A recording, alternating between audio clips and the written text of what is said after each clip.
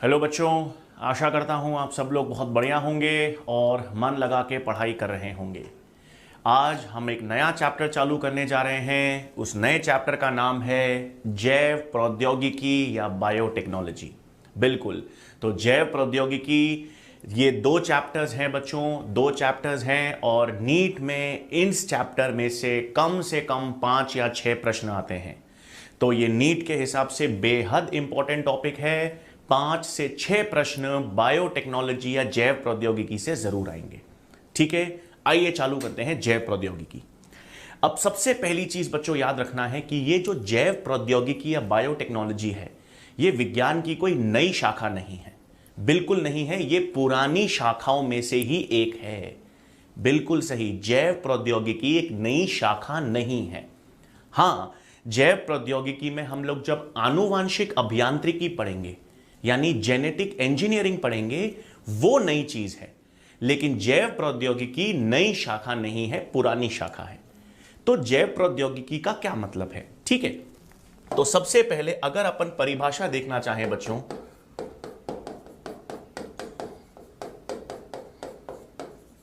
कि बायोटेक्नोलॉजी या जैव प्रौद्योगिकी क्या होती है, तो आपको याद रखना है जैव प्रौद्योगिकी का सरल सा मतलब होता है जब हम सूक्ष्म जीवों को या सूक्ष्म जीवों के उत्पादकों को, बिल्कुल सही, सूक्ष्म जीवों को या सूक्ष्म जीवों के उत्पादकों को मानव कल्याण के लिए यूज करते हैं, तो उसे जैव प्रौद्योगिकी ही कहते हैं। बिल्कुल सही, जब आप सूक्ष्म जीव या सूक्ष्म जीवों से प्राप्त होने वाले उत्पादक को मानव कल्याण के लिए यूज करेंगे, तो उसे क्या कहेंगे? जैव प्रौद्योगिकी।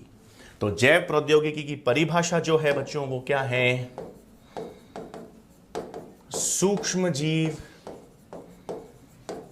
अथवा उनके उत्पादकों का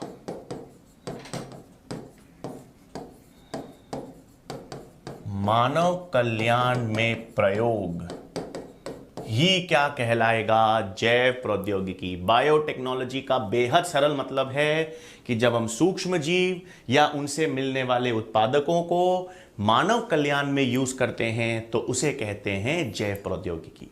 और यह परिभाषा भी हमको सबसे पहले किसने बताई? EFB जो है बच्चों, EFB का मतलब है, ये एक है यूरोपियन फेडरेशन ऑफ बायोटेक्नोलॉजी। ठीक है बच्चों, तो EFB European federation of biotechnology ने ही ये बताया कि जब हम प्राकृतिक विज्ञान और सूक्ष्म जीवों को मिलकर, है ना, प्राकृतिक विज्ञान और सूक्ष्म जीवों के प्रयोग द्वारा ऐसे उत्पादक बनाते हैं जो मानव कल्याण में यूज हो सकें, तो उसे जैव प्रौद्योगिकी कहते हैं। बिल्कुल सही, EFB के अनुसार भी क्या है भाई? प्राकृतिक विज्ञान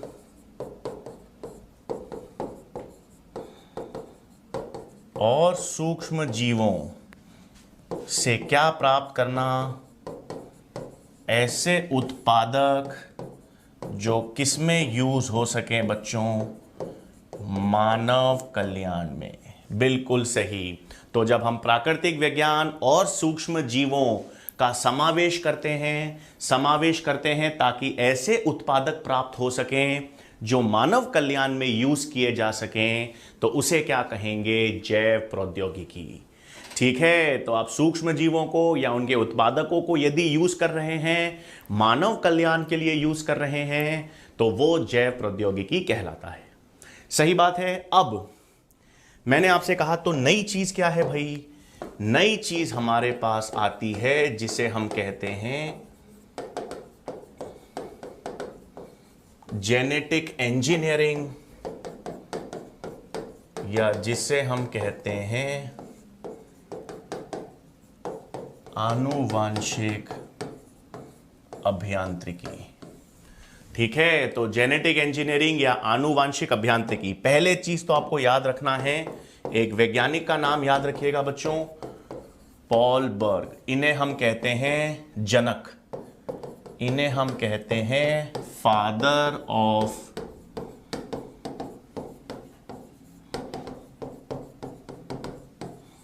ठीक है बच्चों। तो आनुवांशिक अभियांत्रिकी के जनक किसे कहते हैं? पॉल बर्ग। तो ये वैज्ञानिक हैं जो आप याद रखिएगा, इन्हें हम कहते हैं आनुवांशिकी के जनक।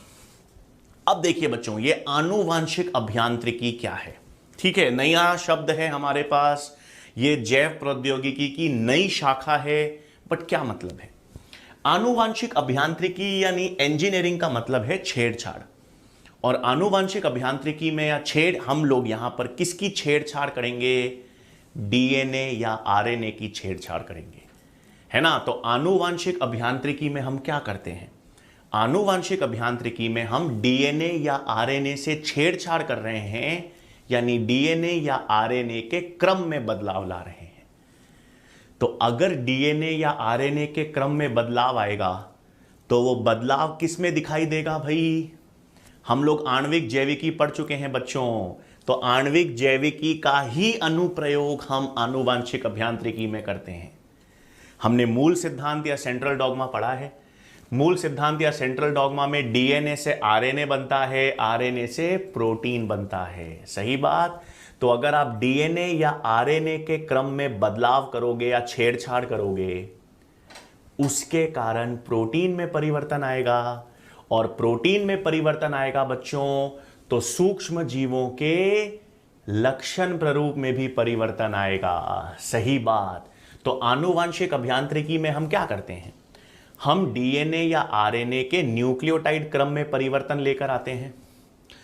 सूक्ष्म जीवों में उसके कारण प्रोटीन में परिवर्तन आता है और उनका लक्षण प्ररूप भी बदल जाता है, सही बात। तो अब यहां पर हम किसकी बात करते हैं?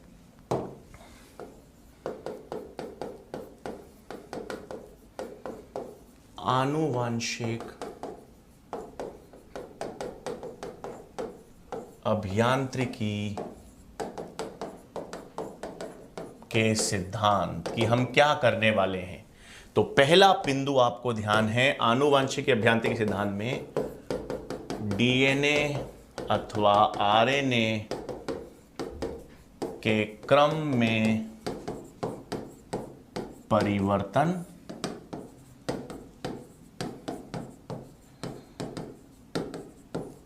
उनका सूक्ष्म जीवों में प्रवेश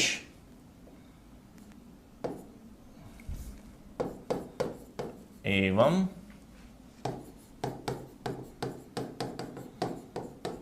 लक्षण प्ररूप में परिवर्तन, सही बात। अगर आप डीएनए या आरएनए के क्रम में कोई भी परिवर्तन करोगे, उन्हें सूक्ष्म जीवों में स्थानांतरित करोगे, तो उनके लक्षण प्ररूप में भी परिवर्तन आएगा। क्यों आएगा भाई? डीएनए आरएनए में परिवर्तन करोगे तो प्रोटीन में परिवर्तन आएगा, और प्रोटीन के कारण ही लक्षण प्ररूप होता है, इसलिए लक्षण प्ररूप में परिवर्तन आएगा। ठीक है, ये तो पहला सिद्धांत है बच्चों। दूसरा सिद्धांत ध्यान देंगे, एक एसेप्टिक या स्टराइल वातावरण। ध्यान देंगे भाई, इसका मतलब क्या है?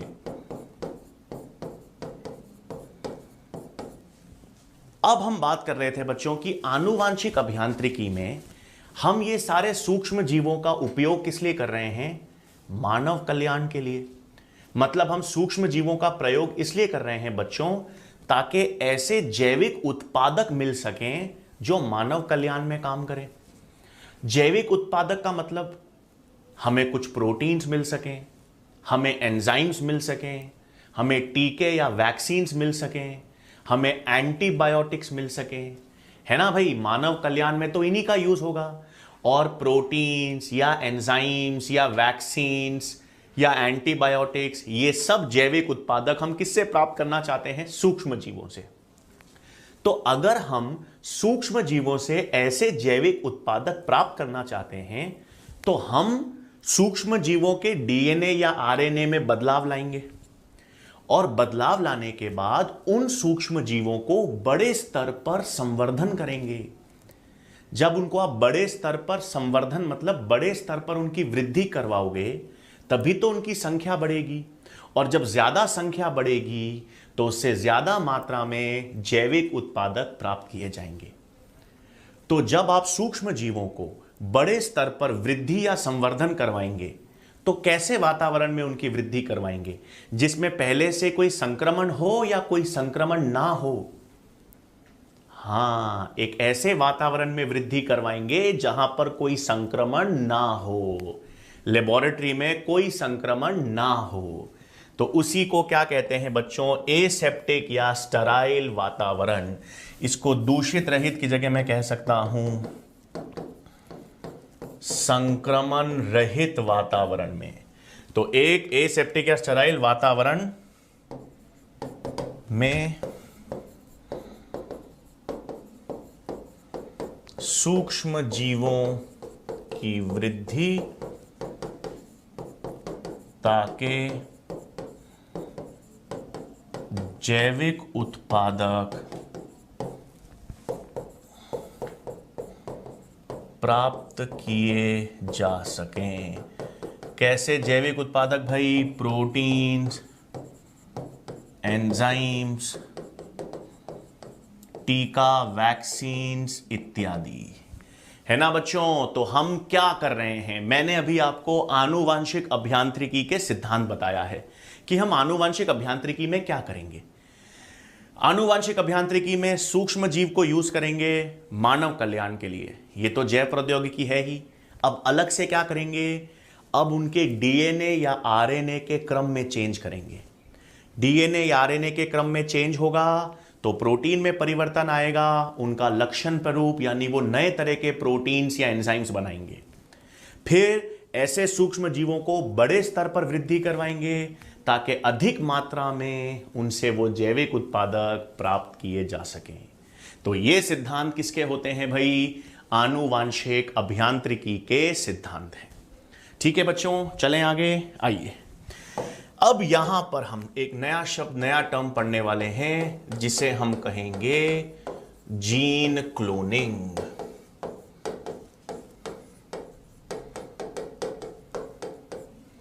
ठीक है बच्चों, अब हम सबसे पहले किस शब्द की बात करेंगे? Gene cloning.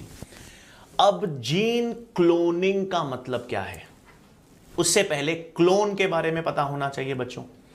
क्लोन का मतलब सबको पता ही है, एक जैसे या एक समान, है ना भाई। अगर क्लोन्स की बात हो रही है मतलब एक समान या 100% समान, सही। तो जीन क्लोनिंग का मतलब क्या होगा बच्चों?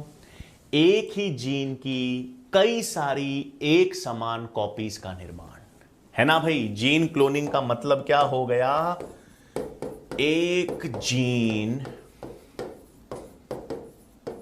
की कई सारी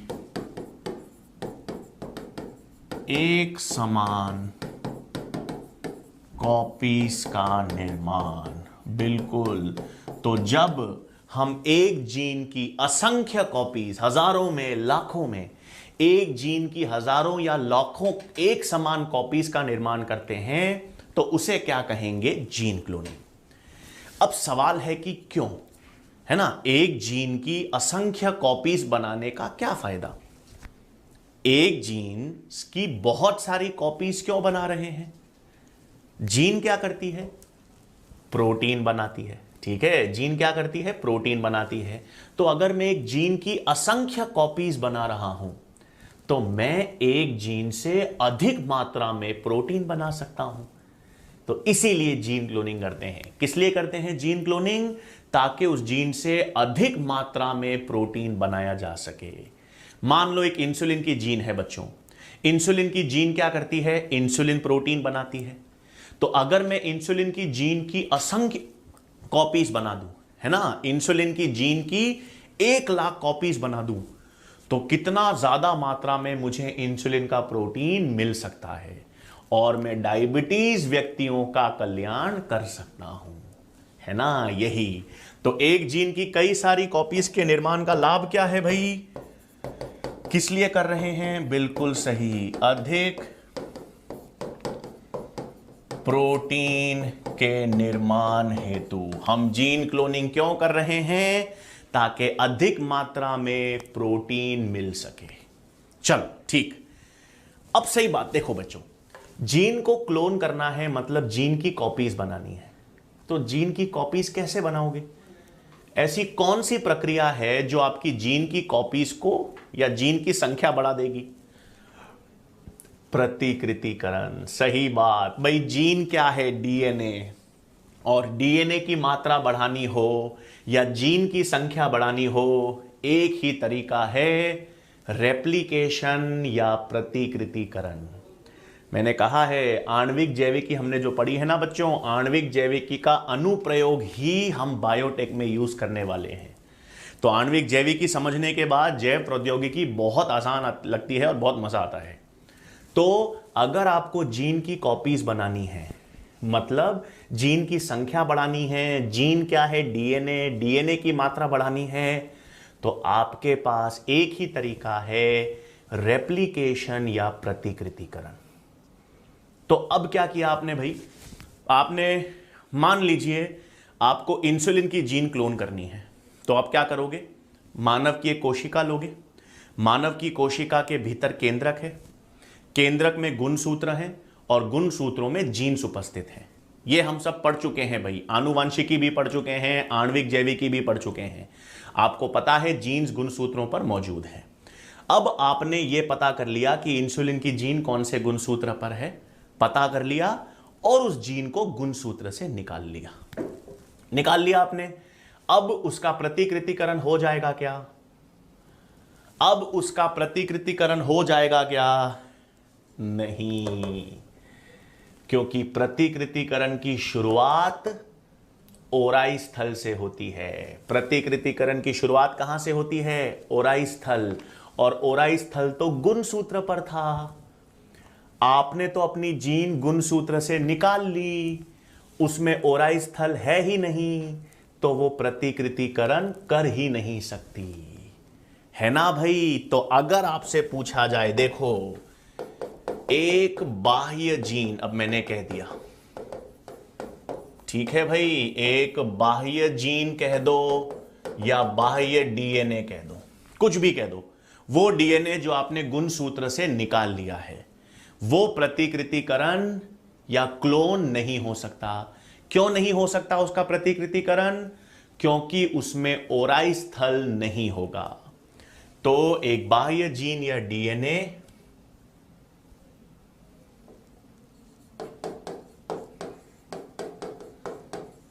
प्रतिकृतिकरण नहीं कर सकता। क्यों नहीं कर सकता बच्चों? ओराई स्थल अनुपस्थित होने के कारण।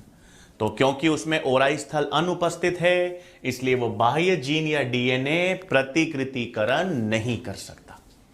तो वो क्लोन भी नहीं कर, तो उसकी क्लोनिंग कैसे करेंगे भाई? आपके पास एक ही तरीका है कि उसकी क्लोनिंग या उसकी कॉपी तो प्रतिकृतिकरण से बढ़ा सकते हैं। और अब क्योंकि उसमें ओराई स्थल है नहीं, इसलिए उसका प्रतिकृतिकरण कर नहीं सकते। तो क्या करेंगे? तो इस जीन को, आपकी जो बाह्य जीन है या आपकी जो जीन है, यदि उसको क्लोन करना है, यदि उसकी संख्या बढ़ानी है, यदि उसका प्रतिकृतिकरण करना है, तो उसको एक ऐसे दूसरे डीएनए से जोड़ना पड़ेगा जिसमें ओराई स्थल हो। भाई प्रतिकृतिकरण के लिए ओराई स्थल होना जरूरी है। आपकी जीन के पास ओराई स्थल है नहीं, क्योंकि आपने उसको गुणसूत्र से निकाल लिया। तो अब अगर आपको उसका प्रतिकृतिकरण या क्लोन बनाना है, तो उसको एक दूसरे डीएनए से जोड़ना पड़ेगा जिसमें ओराई स्थल है। सही बात। तो क्या करना पड़ेगा भाई?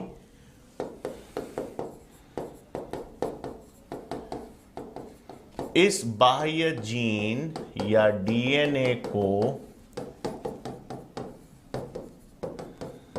एक अन्य डीएनए से जोड़ना होगा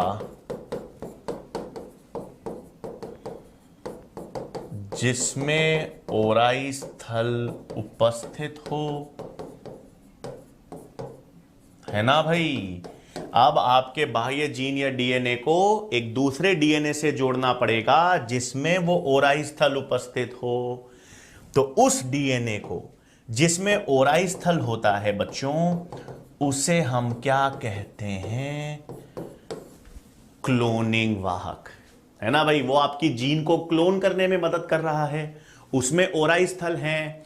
तो आप अपनी जीन या डीएनए को एक दूसरे डीएनए से जोड़ रहे हो जिसमें ओराई स्थल है, और जिसमें ओराई स्थल है उसे क्या कहेंगे बच्चों? क्लोनिंग वाहक। सही बात। तो ये तो है। ऐसा सबसे पहले किसने किया? तो थोड़ा सा हिस्ट्री देखें भाई। ऐसा सबसे पहले 1972 में किया गया। 1972 में दो वैज्ञानिक थे बच्चों, स्टैनले कोहेन और बोयर। ठीक है, ये दो वैज्ञानिक थे। इन्होंने क्या किया बच्चों? इन्होंने सैल्मोनेला टाइफीम्यूरियम, ठीक है भाई, ये क्या है? जीवाणु। इस जीवाणु से उन्होंने क्या निकाला? एक प्लास्मिड डीएनए। अब ये क्या है भाई? काफी बच्चों के लिए ये नई चीज है जो अभी नए आए हैं। सैल्मोनेला टाइफीम्यूरियम तो जीवाणु है बच्चों। जीवाणु से क्या निकाला उन्होंने? Plasmid DNA. ये क्या है भाई? जीवाणु में गुणसूत्र डीएनए होता है ना भाई। जीवाणु की बात करूं अगर ये एक जीवाणु कोशिका है बच्चों, है ना, यदि ये एक जीवाणु कोशिका है तो इसमें जीवाणु का खुद का डीएनए होता है भाई, और उसके अतिरिक्त उनमें गुणसूत्रीय डीएनए के अलावा एक और वृत्ताकार डीएनए होता है। हां, जीवाणु में गुणसूत्रीय डीएनए तो है, गुणसूत्रीय डीएनए के अतिरिक्त जीवाणु में एक अतिरिक्त गुणसूत्रीय डीएनए होता है। इसके अलावा एक दूसरा वृत्ताकार डीएनए है, और उस डीएनए को क्या कहते हैं? Plasmid DNA. जब हम क्लासिफिकेशन पढ़ेंगे ना बच्चों, मोनेरा जगत हम पढ़ेंगे, तो मोनेरा जगत में हम आराम से, मोनेरा जगत में हम डिटेल में पढ़ेंगे कि ये प्लास्मिड डीएनए क्या होता है, जीवाणु में कहां से आता है, क्या करता है। ठीक है, अभी के लिए आपको याद रखना है कि ये प्लास्मिड डीएनए किसके रूप में यूज किया जाता है? क्लोनिंग वाहक। और ये क्लोनिंग वाहक के रूप में क्यों यूज किया जाता है? क्योंकि इसमें ओराई स्थल होता है। ठीक है भाई, क्यों काम करता है ये प्लास्मिड डीएनए? क्योंकि इसमें ये क्लोनिंग वाहक के रूप में काम कर रहा है, क्योंकि इसमें ओराई स्थल है। तो कोहेन और बोयर ने क्या किया भाई? इस सैल्मोनेला टाइफीम्यूरियम जीवाणु से वो प्लास्मिड डीएनए निकाला क्लोनिंग वाहक के साथ। फिर उसको किसके साथ जोड़ा? उसको जोड़ा भाई एंटीबायोटिक रेजिस्टेंट जीन के साथ। किसके साथ जोड़ा? प्रतिजैविकी प्रतिरोधक जीन के साथ। तो क्लोनिंग वाहक को किसके साथ जोड़ा? एंटीबायोटिक प्रतिरोधक जीन के साथ जोड़ दिया। तो एक बाह्य जीन ली, जीन को किसके साथ जोड़ा? क्लोनिंग वाहक के साथ जोड़ा। यह सबसे पहले किसने किया था? 1972 में स्टैनले कोहेन और बोयर ने। तो उन्होंने एक एंटीबायोटिक प्रतिजैविकी प्रतिरोधक जीन ली, इसको क्लोन करना था। इसको क्लोन या इसका प्रतिकृतिकरण करने के लिए इसको एक ऐसे क्लोनिंग वाहक या प्लास्मिड डीएनए के साथ जोड़ा जिसमें ओराई स्थल था। तो एक नई चीज क्या हुई बच्चों? देखो, यह प्रतिजैविकी प्रतिरोधक जीन है, डीएनए है, सही बात, और इसको एक दूसरे डीएनए के साथ जोड़ा, यानी क्लोनिंग वाहक के साथ। हमारी एक बाह्य जीन या डीएनए है और उसको एक दूसरे डीएनए से जोड़ रहे हैं जिसमें ओराई स्थल है। मतलब हम दो अलग अलग डीएनए को जोड़ रहे हैं, और जब दो अलग अलग डीएनए जुड़ते हैं तो दो भिन्न डीएनए के जुड़ने पर पुनर्योजक डीएनए बनता है। हां, ये क्या बना भाई? ये क्या बन गया? इन दोनों को जोड़ दो तो क्या बनता है?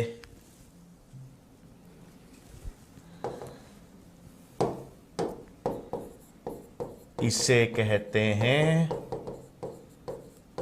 रिकॉम्बिनेंट डीएनए या पुनर्योजक डीएनए। सही बात। तो क्या करा भाई? सबसे पुनर्योजक डीएनए या रिकॉम्बिनेंट डीएनए का मतलब ऐसा जब दो अलग अलग डीएनए जुड़ेंगे। दो अलग अलग डीएनए कैसे जुड़ रहे हैं बच्चों? ये जो प्रतिजैविकी प्रतिरोधक जीन है ये एक डीएनए है, क्लोनिंग वाहक यानी प्लास्मिड डीएनए ये दूसरा डीएनए है। दो अलग अलग डीएनए को जोड़कर क्या बनाया गया? पुनर्योजक डीएनए। तो सबसे पहला पुनर्योजक डीएनए किसने बनाया? 1972 में स्टैनले कोहेन और बॉयर ने बनाया। सही, ठीक है, चलें आगे, आ जाओ।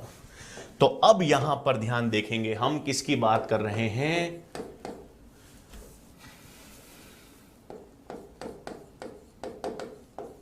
जीन क्लोनिंग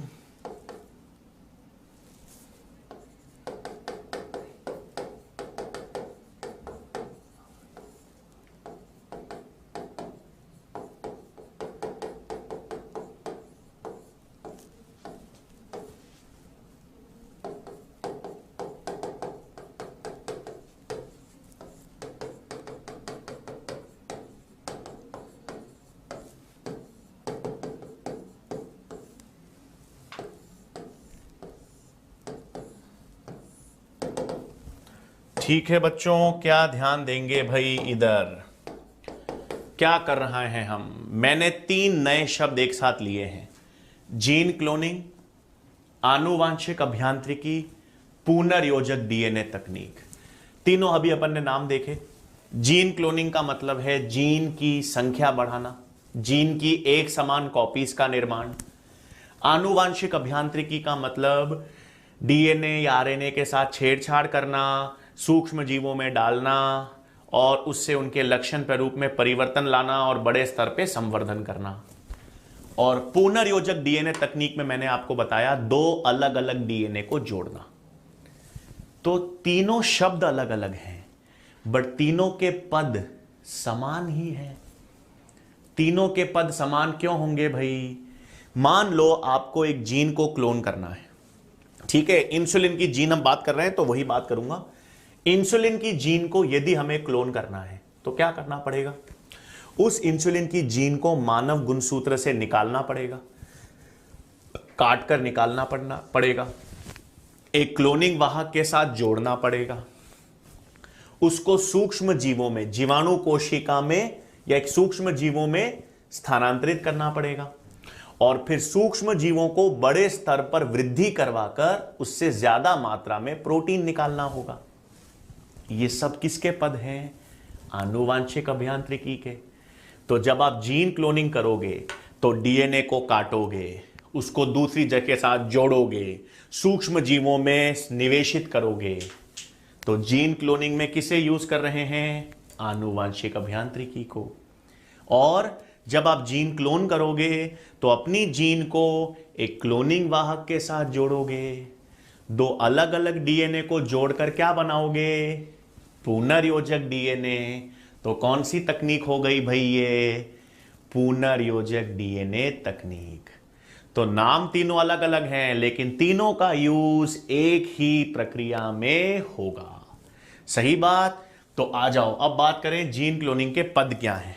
तो यदि आपको जीन क्लोनिंग करनी है तो सबसे पहला क्या होगा? किस जीन का क्लोन करना है, किस जीन की क्लोनिंग करनी है, उसकी पहचान और पृथक्करण। तो पहला तो हो गया भाई, यहां पर मैंने कह दिया टारगेट जीन या टारगेट डीएनए की पहचान व पृथक्करण। ठीक है ना भाई? तो जिस जीन को आप क्लोन करना चाहते हो सबसे पहले उसको पहचानोगे और फिर उसे कोशिका से या गुणसूत्र से निकालोगे यानी पृथक्करण करोगे। सही। फिर दूसरा पद,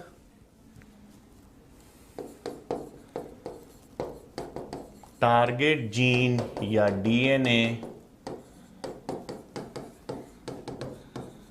को क्लोनिंग वाहक से जोड़कर किसका निर्माण भाई? हां, पुनर्योजक डीएनए का निर्माण। सही बात। फिर उस टारगेट जीन या डीएनए को क्लोनिंग वाहक के साथ जोड़ेंगे क्योंकि क्लोनिंग वाहक में ही ओराई स्थल है और उससे क्या बनेगा? पुनर्योजक डीएनए। फिर क्या करेंगे बच्चों? इसे सूक्ष्म जीव में, सूक्ष्म जीव मतलब एक परपोषी कोशिका में स्थानांतरित करेंगे। तो नेक्स्ट क्या है? पुनर्योजक डीएनए का सूक्ष्म जीव परपोषी कोशिका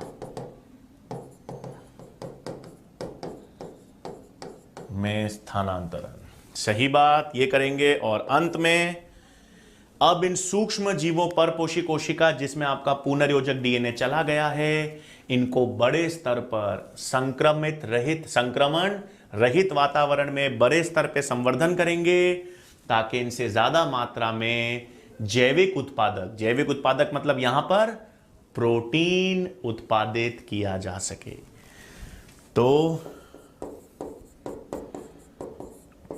परपोषी कोशिकाओं की वृद्धि या संवर्धन।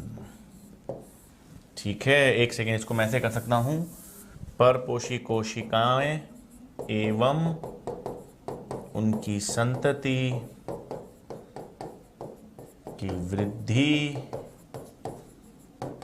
या संवर्धन। जैसे जैसे वो वृद्धि करेंगे, विभाजन करेंगे, उनकी नई संतति आएगी, उनको बड़े स्तर पर वृद्धि करवाएंगे ताकि ज्यादा मात्रा में क्या मिल सके बच्चों? जैविक उत्पादक मिल सकें। तो यही किसके पद हैं? जीन क्लोनिंग के या आनुवांशिक अभियांत्रिकी के या पुनर्योजक डीएनए के। हम जीन की पहचान या पृथक्करण करेंगे, फिर उसको क्लोनिंग वाहक से जोड़कर पुनर्योजक डीएनए बनाएंगे। उस पुनर्योजक डीएनए को सूक्ष्म जीव परपोषी कोशिका में निवेशित करेंगे और उन परपोषी कोशिकाओं और उनकी संतति को बड़े स्तर पर वृद्धि करवाएंगे ताकि अधिक मात्रा में जैविक उत्पादक या प्रोटीन मिल सके। ठीक है भाई। अब इस पूरे पद को, हर पद को अपन डिटेल में समझेंगे। ठीक है भाई, अपन ने एक तो 4 पद देखे हैं, हर पद को विस्तार से समझते हैं कैसे करेंगे। तो यहां पर सबसे पहले क्या आते हैं? तकनीक।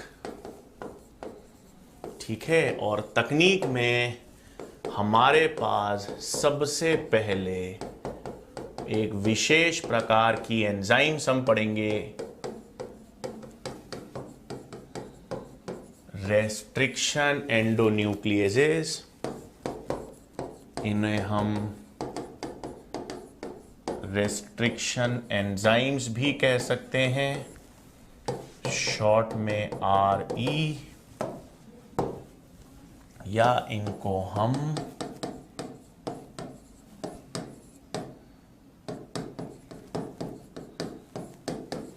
आणविक कैंचियां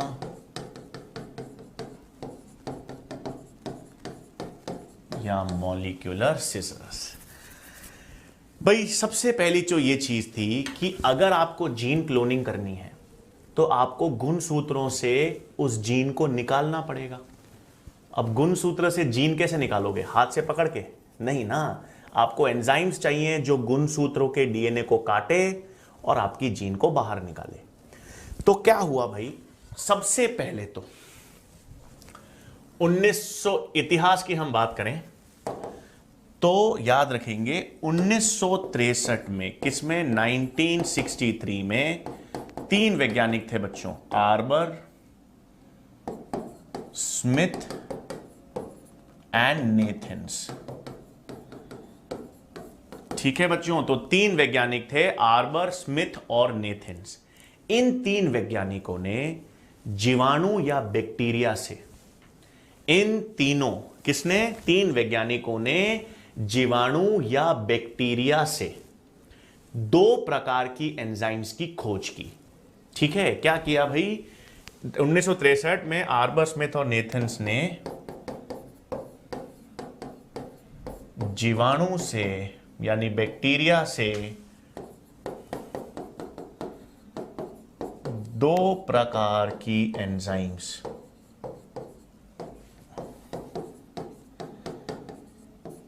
की खोज की।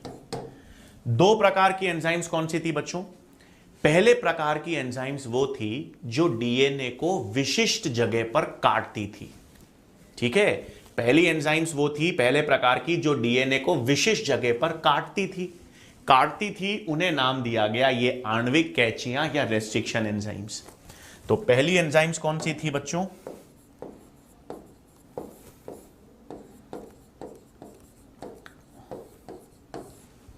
एंजाइम्स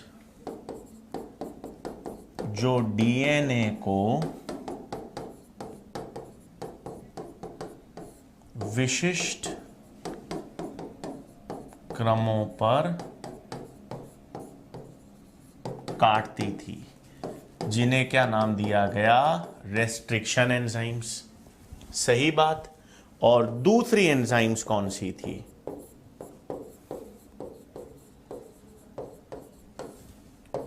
तो पहली एंजाइम्स तो कौन सी थी बच्चों? जो डीएनए को विशेष जगह पर काटती थी।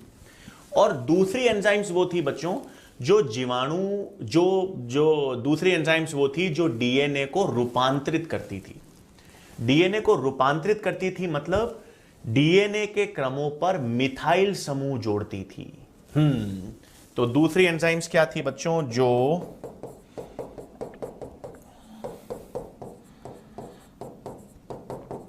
डीएनए को रूपांतरित करती थी। क्या जोड़ती थी भाई?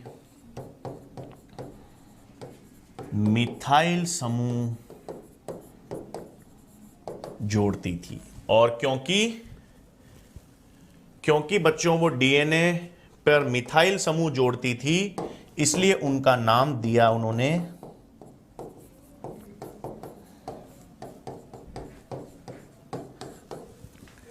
क्या नाम दिया बच्चों? डीएनए मिथाइलेसिस। तो क्या हुआ सुनो, 1963 में 3 वैज्ञानिकों ने जीवाणु के अंदर से 2 एंजाइम्स की खोज की। एक वो एंजाइम्स थी जो डीएनए को विशिष्ट क्षेत्रों पर काट रही थी, दूसरी वो एंजाइम्स थी जो उस डीएनए पर मिथाइल समूह जोड़कर रूपांतरित कर रही थी। अब सबसे पहले जीवाणु को यह पता करना था कि ये दोनों एंजाइम्स जीवाणु में क्या करती हैं। ठीक है, ये जीवाणु में डीएनए को काटने वाली एंजाइम है, डीएनए को रूपांतरित करने वाली एंजाइम्स हैं, तो ये जीवाणु के अंदर काम क्या करती हैं, पहले तो ये पता करना था। और फिर हम आगे पढ़ेंगे कि जैव प्रौद्योगिकी में इनका अनुप्रयोग हम कैसे करें। तो पहला सिस्टम आता है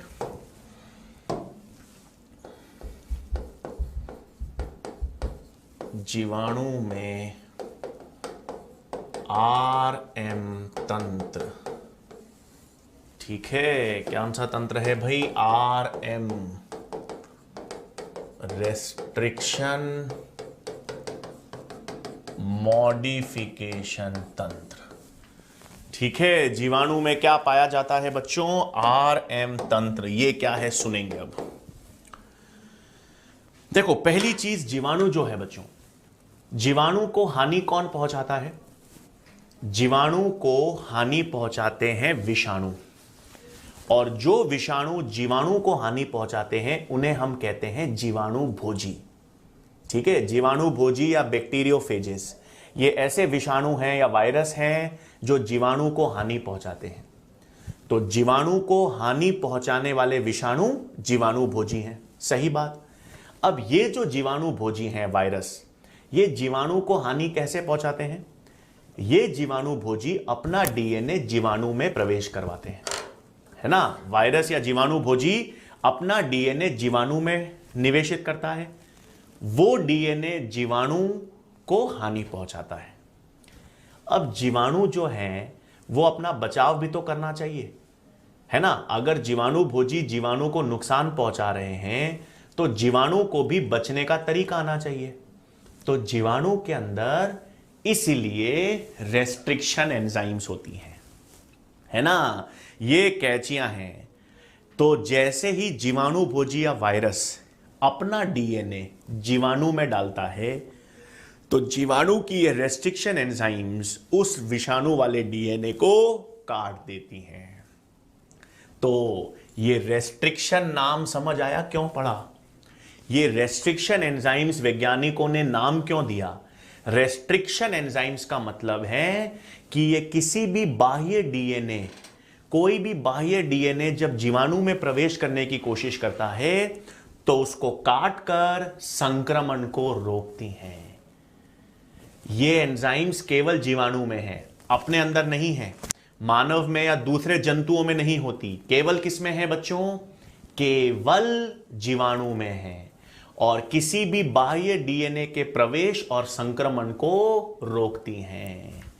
तो पहली चीज, ये रेस्ट्रिक्शन एंजाइम्स का नाम, रेस्ट्रिक्शन एंजाइम्स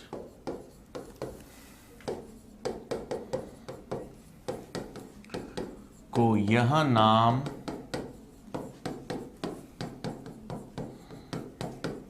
इसलिए दिया गया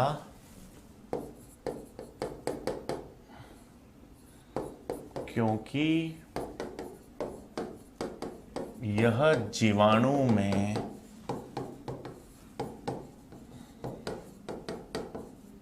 किसी भी बाह्य डीएनए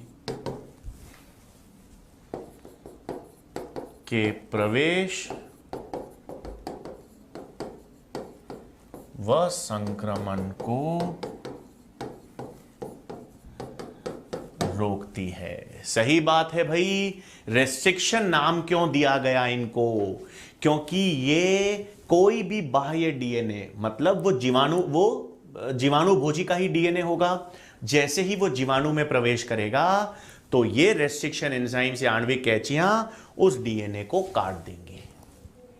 तो जीवाणु ने अपना बचाव करना तो सीख लिया, उसके पास ये रेस्ट्रिक्शन एंजाइम्स हैं जो बाह्य डीएनए के अंदर आने पर उसे काट देती हैं। अब जीवाणु में खुद का डीएनए भी तो है, जीवाणु के पास खुद का डीएनए भी है, और ये एंजाइम्स उसके खुद के डीएनए को भी तो काट सकती हैं। अगर ये किसी भी बाह्य डीएनए को काट सकती हैं तो जीवाणु के खुद के डीएनए को भी काट सकती हैं। तो जीवाणु को अपने डीएनए को बचाना पड़ेगा। तो जीवाणु अपना डीएनए कैसे बचाता है? जीवाणु अपने डीएनए का मिथाइलीकरण कर देता है। वो अपने डीएनए के क्रमों पर मिथाइल समूह जोड़ देता है, और मिथाइल समूह जोड़ देने पर रेस्ट्रिक्शन एंजाइम्स डीएनए को काट नहीं सकती। सही बात। तो आर्बर, स्मिथ एंड नेथन्स ने देखा कि जीवाणु में दो प्रकार की एंजाइम्स हैं, एक जो डीएनए को काट रही हैं और एक जो डीएनए को रूपांतरित कर रही हैं, यानी मिथाइल ऐड कर रही हैं। तो उनको समझ आया, अच्छा रेस्ट्रिक्शन एंजाइम्स तो इसलिए हैं ताकि वो बाहर वाले डीएनए को काट सकें, और खुद के डीएनए को बचाने के लिए डीएनए मिथाइलेसेस हैं। तो दूसरा पॉइंट क्या याद रखना है भाई?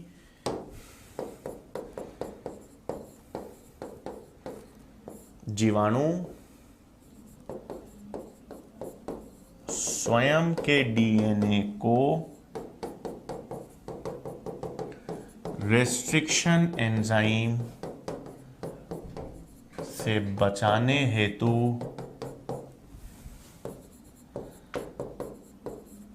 उसे मिथाइलेट करके रखता है। मिथाइलेट करके रखता है मतलब रूपांतरित करके रखता है। किन एंजाइम्स के द्वारा? डीएनए मीथाइलेजेस के द्वारा। किसके द्वारा बच्चों? डीएनए मीथाइलेजेस। तो अब समझ आ गया भाई कि ये दो प्रकार की एंजाइम्स जीवाणु में क्या करती हैं। रेस्ट्रिक्शन एंजाइम्स क्या करती हैं और डीएनए मीथाइलेजेस क्या करती हैं। ये तो जीवाणु के अंदर तंत्र हो गया, आरएन। अब हमारे काम की एंजाइम्स कौन सी हैं? हमारे काम की एंजाइम्स है ये रेस्ट्रिक्शन एंजाइम्स। क्यों काम की हैं? ये एंजाइम्स जो हैं वो डीएनए को काटती हैं और विशिष्ट क्रमों को पहचान कर तभी काटती हैं। मतलब हमको क्या करना है भाई? हमको भी तो हमारे गुणसूत्र में से डीएनए को काट कर निकालना है। तो हम जहां चाहें वहीं पर कोई एंजाइम काट सके और जीन को पृथक करने में मदद कर सके, तो यही तो चाहिए हमको। इसलिए हमको कौन सी एंजाइम्स चाहिए? Restriction enzymes. ये रेस्ट्रिक्शन एंजाइम्स विशिष्ट क्रमों पर पहचानती हैं और विशिष्ट क्रमों को पहचान कर उसी पर डीएनए को काटती हैं। तो एक गुण सूत्र में आप चाहते हो कि यहां पे और यहां पर जीन है, तो एंजाइम इस क्रम और इस क्रम पर काट कर जीन को निकाल ले, तो हम किसका यूज करते हैं भाई? रेस्ट्रिक्शन एंजाइम्स का। तो अब हमारे लिए ये काम की क्यों है? तो यहां पर आ जाता है हमारी ये रेस्ट्रिक्शन एंजाइम्स। ठीक है, एंजाइम्स कह दो या रेस्ट्रिक्शन एंडोन्यूक्लिएजेस। तो क्या है? यह एंजाइम्स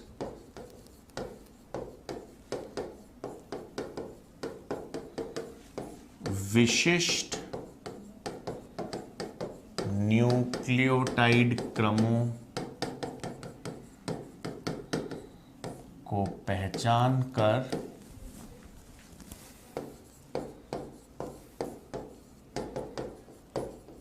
उन्हीं के मध्य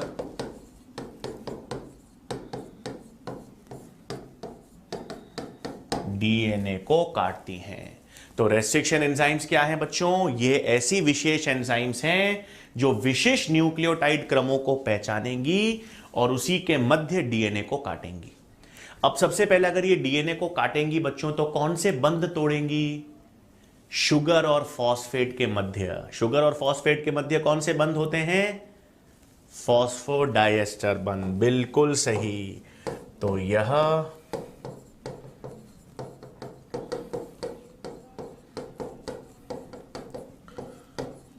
शुगर फॉस्फेट बंध तोड़ती है ना बच्चों? कौन से बंध तोड़ेगी? शुगर फॉस्फेट बंध तोड़ेगी। और याद रखना, ये एंजाइम्स प्राकृतिक रूप से कहां पर पाई जाएंगी? सिर्फ जीवाणु में। याद रखना, प्राकृतिक रूप से केवल किस में उपस्थित है? जीवाणु में। ठीक है ना? ये रेस्ट्रिक्शन एंजाइम्स हमारे शरीर में नहीं होती, प्लांट्स में नहीं होती, जंतुओं में नहीं होती, केवल किस में मिलती है? जीवाणु या बैक्टीरिया में। तो रेस्ट्रिक्शन एंजाइम्स क्या है बच्चों? यह एंजाइम्स विशेष न्यूक्लियोटाइड क्रमों को पहचान करेंगी और उन्हीं के मध्य डीएनए को काटेंगी। और कौन से बंध काटेंगी? Sugar phosphate. अब नेक्स्ट चीज, ये एंजाइम्स विशेष क्रमों को काटती हैं। अब जिन विशेष क्रमों को ये पहचानती हैं और जहां पर ये काटती हैं, उनकी बात सुन लो। मैं लिख देता हूं पहले, फिर हम बात करेंगे बच्चों। तो वह विशिष्ट क्रम या वह विशिष्ट न्यूक्लियोटाइड क्रम जिन्हें रेस्ट्रिक्शन एंजाइम, वह विशेष न्यूक्लियोटाइड क्रम जिन्हें रेस्ट्रिक्शन एंजाइम पहचान कर काटती हैं, वह 4 से 6 4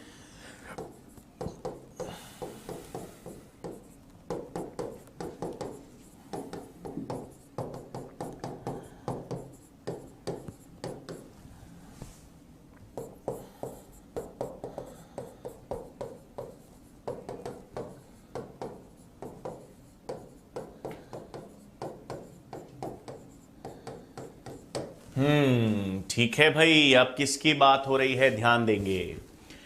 वह विशिष्ट न्यूक्लियोटाइड के क्रम, ठीक है ना भाई। रेस्ट्रिक्शन एंजाइम्स, मैंने कहा जहां मर्जी है वहां से नहीं काटती, विशिष्ट क्रमों को पहचानती है और उसी के मध्य काटती है। तो जिन विशिष्ट न्यूक्लियोटाइड क्रम को रेस्ट्रिक्शन एंजाइम पहचानती है और काटती है, वो कितने लंबे होंगे भाई? वो 4 से 6 क्षारक जोड़े लंबे होते हैं, ठीक है। और उन्हें किस नाम से जाना जाता है? उन्हें पैलिंड्रोमिक क्रम कहा जाता है। अंग्रेजी में इसे कहते हैं बच्चों इन्वर्टेड रिपीट्स, ठीक है। क्या कहा जाता है? पैलिंड्रोमिक क्रम। अब ये पैलिंड्रोमिक क्रम क्या है सर? तो पैलिंड्रोमिक क्रम से पहले आपको एक पैलिंड्रोम का मतलब पता होना चाहिए बच्चों। जैसे मैं आपको एक शब्द देता हूं जहाज, ठीक है ना भाई। जहाज को आगे से पढ़ो जहाज, पीछे से पढ़ो जहाज, सही बात। तो ऐसे शब्द जिनको आगे और पीछे से सेम पढ़ा जाए, ठीक है, ऐसे शब्द जिनको आगे और पीछे से एक जैसा पढ़ा जाए, आगे से पढ़ो जहाज, पीछे से पढ़ो जहाज, ऐसे शब्द कहलाते हैं पैलिंड्रोमिक क्रम। तो न्यूक्लियोटाइड क्रम कैसे हो गए, एक मिनट देखें। तो मैं यहां पर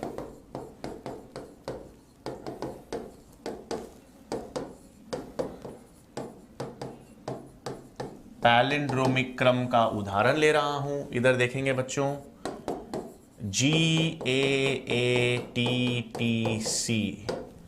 सही बात है। इसका पूरक संपूरक क्रम बनाए तो क्या बनेगा? CTTAAG, ठीक है। ये हाइड्रोजन बंध है, हाँ। इधर से पढ़ो बच्चों, इस दिशा में पढ़ो 5 से 3 GAATTC। इस दिशा से पढ़ो बच्चों 5 से 3 GAATTC। तो इस दिशा से पढ़ो तो भी GAATTC आ रहा है, इस दिशा से पढ़ो तो भी GAATTC आ रहा है। इन्हीं को क्या कहते हैं? पैलिंड्रोमिक क्रम। तो कोई भी ऐसे क्रम जो इस दिशा से पढ़ो या विपरीत दिशा से पढ़ो, अगर सेम न्यूक्लियोटाइड क्रम हो तो ऐसे क्रमों को क्या कहलाते हैं? पैलिंड्रोमिक क्रम। और ऐसे क्रम को ही कौन पहचानेगा? रेस्ट्रिक्शन एंजाइम्स, और उन पर काटेंगी। 900 अलग अलग प्रकार की रेस्ट्रिक्शन एंजाइम्स होती हैं, ठीक है। 900 से ज्यादा रेस्ट्रिक्शन एंजाइम्स हैं और हर एंजाइम अलग अलग पैलिंड्रोमिक क्रमों को पहचानती हैं और अलग अलग क्रमों पर काटेंगी। और ये कितने क्षारक जोड़े लंबे हैं देखो तो भाई, 1 2 3 4 5 6। ये कितने बेस पेयर लंबा है? 6 बेस पेयर लंबा। तो 4 बेस पेयर या 6 बेस पेयर के हो सकते हैं और रिपीट्स हैं। इधर से देखो 5 से 3 सेम, इधर से पढ़े 5 से 3 सेम है। तो ऐसे ही क्रमों को पहचानेगी और इन्हीं के मध्य क्या तोड़ेगी भाई? शुगर फॉस्फेट बंध तोड़ती है, ठीक है। अब सुनो, अब यहां पर आता है बच्चों सबसे पहली तो पहली रेस्ट्रिक्शन एंजाइम या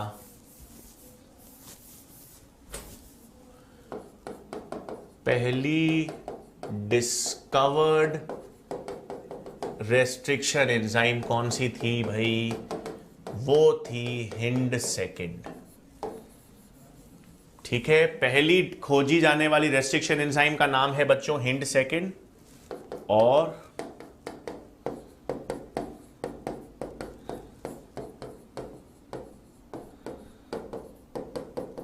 सबसे कॉमन रेस्ट्रिक्शन एंजाइम जो हम यूज करते हैं वो है EcoR1, ठीक है भाई। तो 2 मैंने उदाहरण आपको याद रखने हैं। पहले खोजी गई रेस्ट्रिक्शन एंजाइम का नाम क्या है? Hind second. और सबसे कॉमन रेस्ट्रिक्शन एंजाइम जो यूज होती है उसे कहते हैं EcoR1। अब सबसे पहले तो ये नाम कैसे पढ़े भाई, है ना? ये नाम कैसे पढ़े, आओ देखें। ये जो एंजाइम है बच्चों हिंड सेकेंड, ठीक है, ये किस जीवाणु से प्राप्त हुई? Haemophilus influenza. ठीक है, किस जीवाणु से प्राप्त हो गई भाई? ये एंजाइम तो हीमोफिलस इन्फ्लुएंजा से प्राप्त होती है।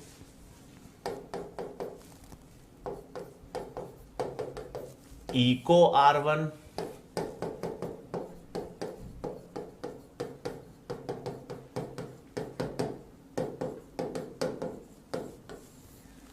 ई कोलाई जीवाणु से। ठीक है भाई, Eco R1 restriction Hind second जो रेस्ट्रिक्शन एंजाइम है वो हीमोफिलस इन्फ्लुएंजा जीवाणु से, और इको R1 जो रेस्ट्रिक्शन एंजाइम है बच्चों वो ई कोलाई जीवाणु होता है। ई कोलाई का पूरा नाम है एस्चेरिशिया कोलाई, इससे प्राप्त होती है। अब नाम कैसे पड़ा इधर देखें भाई, तो रेस्ट्रिक्शन एंजाइम का नामकरण, ठीक है, कैसे होता है इधर देखो। रेस्ट्रिक्शन एंजाइम का पहला अक्षर जो है, ठीक है, वो क्या है इधर देखो।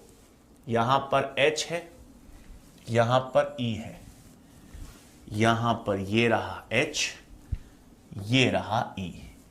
आपको पता है जो जीवाणु के वैज्ञानिक नाम है या किसी भी जीव के साइंटिफिक नाम होते हैं, वैज्ञानिक नाम, उसमें पहला वर्ड जो होता है वो क्या दर्शाता है बच्चों? वंश। और दूसरा क्या दर्शाता है? जाति। पहला क्या दर्शाता है? वंश। दूसरा क्या दर्शाता है बच्चों? जाति। सही बात। तो रेस्ट्रिक्शन एंजाइम का पहला अक्षर हमेशा जीवाणु के वंश का पहला अक्षर होगा। तो यहां पर जीवाणु के वंश का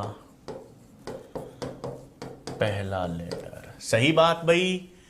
फिर अगले दो लेटर देखो, IN, IN। अगले दो लेटर देखो, CO, CO। तो रेस्ट्रिक्शन एंजाइम के अगले दो लेटर क्या दर्शाते हैं?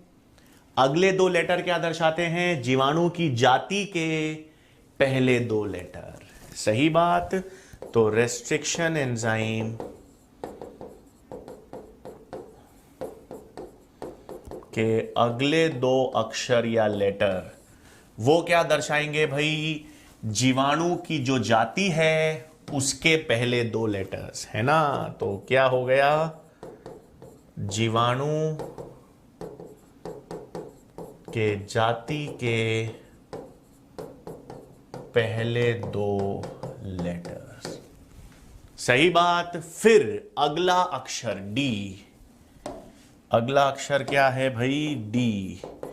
तो रेस्ट्रिक्शन एंजाइम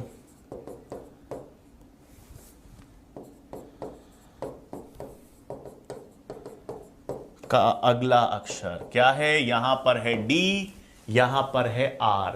ये जीवाणु का स्ट्रेन दर्शाता है, मतलब जीवाणु का एक उप प्रकार जो है। R स्ट्रेन, S स्ट्रेन अपन ने पढ़ा था बच्चों, रफ और स्मूथ। इसी तरह से D और L, तो जीवाणु के उप प्रकार होते हैं या स्ट्रेन होता है, वो दर्शाता है। तो रेस्ट्रिक्शन एंजाइम का अगला अक्षर क्या है भाई? वो है जीवाणु का स्ट्रेन या प्रकार। सही। और अंत में क्या रह गया भाई? अगला जो रेस्ट्रिक्शन एंजाइम की रोमन संख्या है ना भाई। रेस्ट्रिक्शन एंजाइम की क्या है? रोमन संख्या। यहां पर सेकंड है, यहां पर फर्स्ट है। तो ये फर्स्ट या सेकंड क्या है? इन एंजाइम्स का किस रूप में या किस क्रमांक में पृथक्करण किया गया है। तो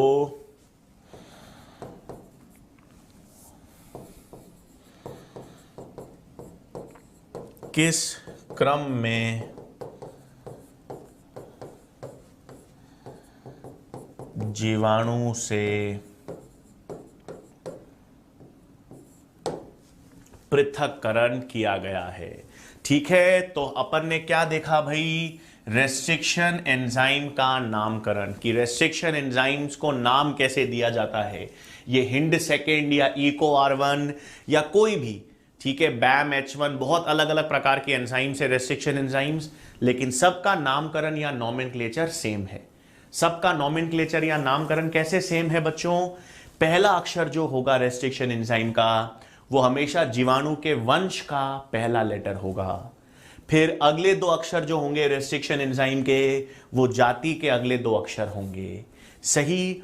जो अगला अक्षर है, चौथा अक्षर मतलब रेस्ट्रिक्शन एंजाइम का, वो हमेशा जीवाणु का उप प्रकार यानी स्ट्रेन या टाइप होगा। और उसके बाद जो रोमन संख्या है, वो किस क्रम में जीवाणु से उस एंजाइम को निकाला गया है वो दर्शाएगी। ठीक है, तो ये क्या हो गई, रेस्ट्रिक्शन एंजाइम्स का नामांकरण या नामकरण आपको पता होना चाहिए। ठीक है बच्चों, फिर क्या आता है, ध्यान देंगे। अब मैंने आपसे कहा कि सबसे इंपॉर्टेंट रेस्ट्रिक्शन एंजाइम्स जो हैं वो कौन सी है, इको R1। ठीक है, उससे पहले एक चीज याद रखनी है, जीवाणु के भीतर आपको पता होना चाहिए 3 प्रकार की रेस्ट्रिक्शन एंजाइम्स पाई जाती हैं। क्या होती हैं भाई? जीवाणु में 3 प्रकार की रेस्ट्रिक्शन एंजाइम्स पाई जाती हैं, टाइप 1, टाइप 2 और टाइप 3। ठीक है भाई, जीवाणु में कितने प्रकार की रेस्ट्रिक्शन एंजाइम्स पाई जाती हैं? 3, टाइप 1, टाइप 2, टाइप 3। आपको इतना पता होना चाहिए कि आनुवांशिक अभियांत्रिकी में, हम लोग आनुवांशिक अभियांत्रिकी में किस प्रकार की एंजाइम्स यूज करते हैं? टाइप 2। तो जितनी भी रेस्ट्रिक्शन एंजाइम्स हम यूज करते हैं वो किस टाइप की होती है? टाइप 2 की। तो आपको याद रखना है,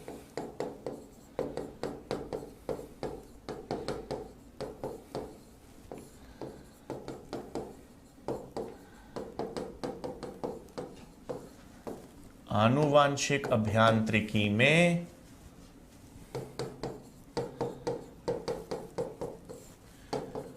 type 2 restriction enzymes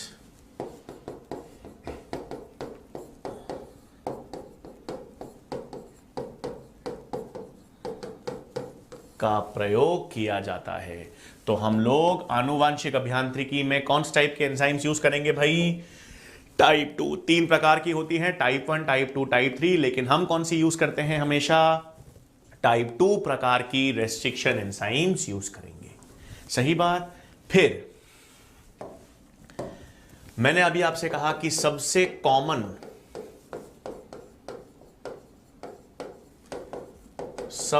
common restriction enzyme जो हम यूज करते हैं वो कौन सी है भाई? Eco R1। ठीक है, तो अब इको R1 कौन से क्रम को पहचानती है, उस पर कैसे काटेगी, वो मैं बता रहा हूं, ध्यान देंगे।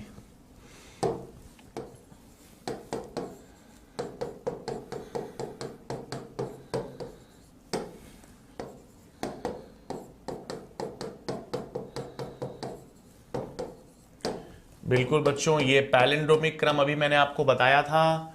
ये पैलिंड्रोमिक क्रम कैसे है, यहां पर पढ़िए 5 से 3 GAATTC, और यहां पर इस पैलिंड्रोमिक क्रम को पढ़िए GATTC। बिल्कुल, ये पैलिंड्रोमिक क्रम है। यही पैलिंड्रोमिक क्रम या इसी पैलिंड्रोमिक क्रम को कौन पहचानता है? Eco R1। और इसी पैलिंड्रोमिक क्रम के मध्य वो काटती है। कैसे काटेगी बच्चों? वो काटेगी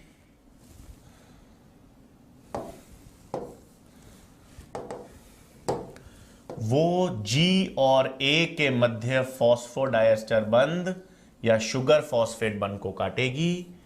यहां पर भी G और A के मध्य। तो अब एक सेकंड देखें बच्चों।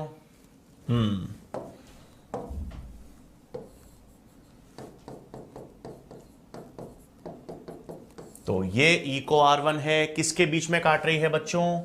G और A, और यहां पर भी किसके मध्य काटेगी? G और A। ठीक है, एक सेकेंड, यहां पर ये शुगर फॉस्फेट बंध है। ठीक है बच्चों, ये कौन से हैं? शुगर फॉस्फेट बंध। तो G और A के मध्य काट रही है, तो कैसे कटेगा भाई डीएनए? देखें, GCTTA।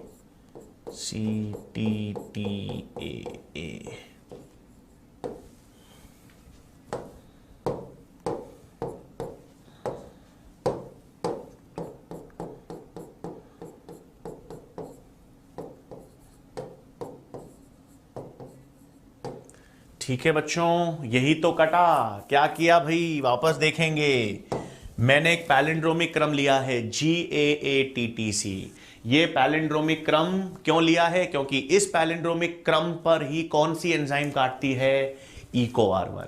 कौन से बंध तोड़ेगी? शुगर फॉस्फेट यानी फॉस्फोडाइएस्टर। कैसे तोड़ा भाई? ये G और A के बीच में, यहां पर भी G और A के बीच में। तो G और A के बीच में बंध तोड़ दिया, इस G और A के बीच में बंध तोड़ दिया, और आपके पास डीएनए को इस तरीके से काट दिया। ठीक है, अब कटने के बाद ध्यान देंगे, कटने के बाद इन क्रमों को, ठीक है, इन क्रमों को, ये क्रम देखो बच्चों, ये क्रम को हम क्या कहेंगे? हाँ, स्टिकी एंड्स, या इसे हम कहते हैं चिपचिपे सिरे। ठीक है बच्चों, अब ये स्टिकी एंड्स क्या होते हैं, चिपचिपी सिरे क्या होते हैं, कैसे काम करते हैं? तो एक चीज याद रखिएगा बच्चों, हमें सिर्फ डीएनए को काटना नहीं है ना? हमें हमारे डीएनए को काटना तो है, लेकिन काटने के बाद उसको आगे चलकर वापस एक क्लोनिंग वाहक के साथ जोड़ना है। तो अगर हमको डीएनए को हमेशा इस तरह से काटना है कि वो वापस आगे चलकर दूसरे डीएनए से जोड़ा जा सके, इसलिए हम आगे पढ़ेंगे कि ये चिपचिपे सिरे काम क्यों आते हैं। ये चिपचिपे सिरे का मतलब है, देखो बच्चों, ये किसी के साथ हाइड्रोजन बंध नहीं बना रहे। हाइड्रोजन बंध तो G और C के बीच में है, ये हाइड्रोजन बंध नहीं बना रहे। तो इनका क्या महत्व है, ये आगे कैसे वापस जुड़ेंगे, ये सब हम लोग अगली कक्षा में देखेंगे। ठीक है बच्चों, आई होप ये वाला जो टॉपिक है अभी तक क्लियर हुआ होगा। अपन ने आज इंट्रोडक्शन देखा है जैव प्रौद्योगिकी का, और रेस्ट्रिक्शन एंजाइम्स क्या होती हैं और कैसे काम करती हैं उस पर हमने बात की है। ठीक है बच्चों, आई होप ये कक्षा क्लियर होगी। नेक्स्ट लेक्चर में मुलाकात होगी। धन्यवाद।